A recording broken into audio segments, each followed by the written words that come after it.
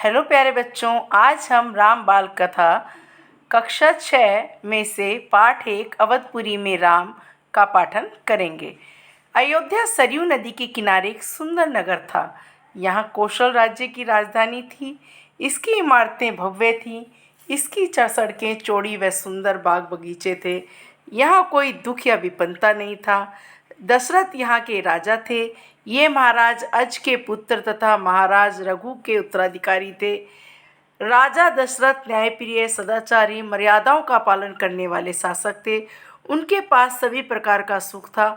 उन्हें एक ही दुख था कि उनके कोई संतान नहीं थी। अयोध्या कहाँ बसा हुआ था बच्चों? सरयू नदी के किनारे। राजा दशरथ कैसे राजा थे? न्यायप्रिय राजा थे, जो अपनी प्रजा का पुत्र के समान ध्यान रखते थे। सड़कें चौड़ी थी और बाग बगीचे भरपूर थे। मतलब नगर पूरी तरह से बहुत सुंदर ढंग से सजाया हुआ था। लेकिन उन्हें एक दुख था कि उनके कोई भी संतान नहीं थी। राजा दशरथ को यही चिंता सताई रहती थी कि उनके बाद उनकी प्रजा की रक्षा कौन करेगा, कौन राज्य को चलाएगा। और इस दुख से वे बहुत दुखी हुए और उन्होंने विमर्श करने के लिए महर्षि को बुलाया। उन्होंने अपने उत्तराधिकारी की चिंता के संबंध में मुनि वशिष्ठ से चर्चा की। उन्होंने महाराज दशरथ को पुत्रेष्टि यज्ञ करने की सलाह दी। यज्ञ तपस्वी रिंगी की देखरेख में हुआ। अग्नि देवता ने महाराज दशरथ को आशीर्वाद दिया। तीनों रानियां पुत्रवती हुई। बड़ी रानी कौशल्या ने चैत्र नवमी के दिन राम को, मंझली रानी सुमित्रा ने 2 पुत्रों लक्ष्मण तथा शत्रुघ्न को तथा छोटी रानी कैकेयी ने भरत को जन्म दिया। राजमहल में खुशी छा गई। बच्चों, उन्होंने जो अपने पुत्र ना होने की वजह से जो चिंतित थे, तो उन्होंने अपने महर्षि से चिंता की। तो महर्षि ने उन्हें क्या सलाह दी? उन्होंने कहा कि यज्ञ के तपस्वी ऋषि श्रृंग की देख रेख में यज्ञ करवाइए, पुत्रेष्टि यज्ञ करवाइए। ये किसने कहा था? मुनि वशिष्ठ ने। तो आपको अवश्य ही संतान की प्राप्ति होगी। उन्होंने यज्ञ कराया तो उनकी जो तीनों रानियां थी, राज दशरथ की कितनी रानियां थी? 3 रानियां।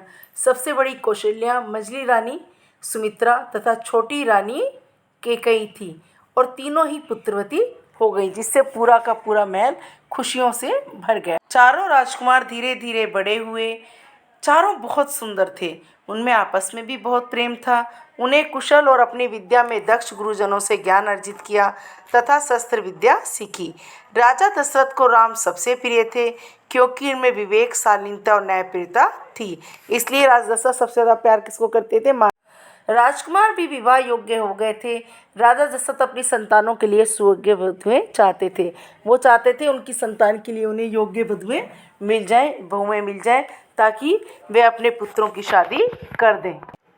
एक बार महर्षि विश्वामित्र वहाँ आए। उन्होंने कहा उन्हें राम को अपने साथ ले जाना है, क्योंकि वे यज्ञ कर रहे हैं और राक्षस यज्ञ में बाधा डाल रहे हैं। लेकिन महाराज दशरथ ने कहा यार, राम अभी बहुत छोटे हैं। तो उनका बीच बचाव किसने किया? मुनि वशिष्ठ ने।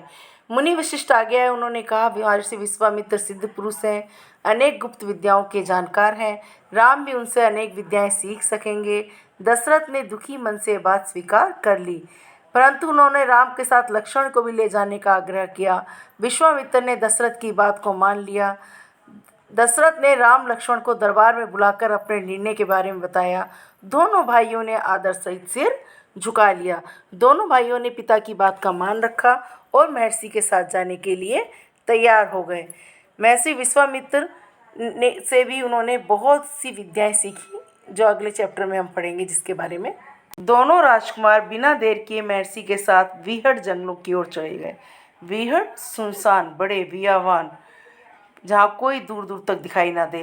विश्वामित्र आगे आगे, राम और लक्ष्मण धनुष संभाले उनके पीछे पीछे चल रहे थे। शब्दार्थ: दर्शनीय, देखने लायक, विलक्षण, अद्भुत, सरोवर, तालाब, संपन्न, धनी, विपन्नता, गरीबी, पारंगत, निपुण, वियोग, अलग होना, संज्ञा शून्य, अचेतन, तुणीर, तरकश, जिसमें तीर और कमान रखते हैं उसे तुणीर कहते हैं। आपकी सलाह और सुझाव सदैव आदरणीय हैं। आपकी सलाह और सुझाव का हमें बेचैनी से इंतज़ार रहेगा। प्लीज़ कमेंट बॉक्स में आप हमें लिख सकते हैं। अगर आपने अभी भी हमारा चैनल सब्सक्राइब नहीं किया तो सब्सक्राइब कर दीजिए। थैंक यू बच्चों, टेक केयर।